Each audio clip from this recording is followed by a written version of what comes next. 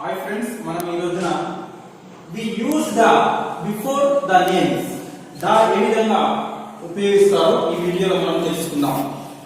We use the before the names అంటే పేర్లకు ముందు దాను ఏ విధంగా ఉపయోగించాలి, వేటికి దాను ఉపయోగిస్తే కరెక్ట్ సెంటెన్స్ అవుతుందో విషయాన్ని మనం ఇప్పుడు తెలుసుకుందాం.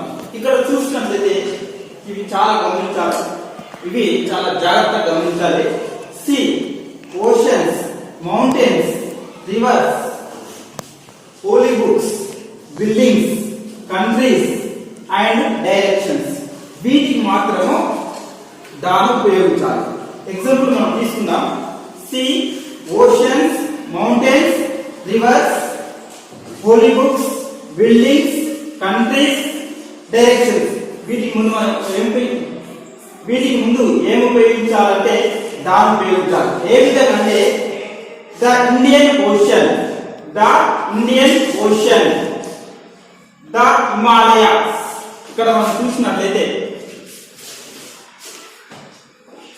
The Himalayas, the Bible, the Taj Mahal, the Charminar, the British, the Germans, the east, west, north ఈ విధంగా దాన్ని ఉపయోగించాలి. వేటికి ముందు ద నేమ్స్ ముందు దాన్ని ఉపయోగించాలి. ఒకసారి we use the before the names.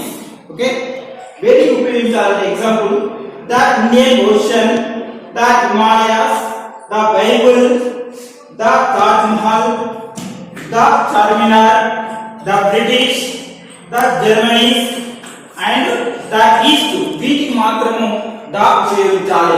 మన పర్టికులర్ గా బాగా బుర్రలో జ్ఞాపకం ఉంచుకోవాలి. వేటి గురించి? Sea, oceans, mountains, rivers, holy books, buildings, countries and directions వీటి పేర్లకు ముందు మనము ఏం ఉపయోగించాలంటే దాను ఉపయోగించాలి.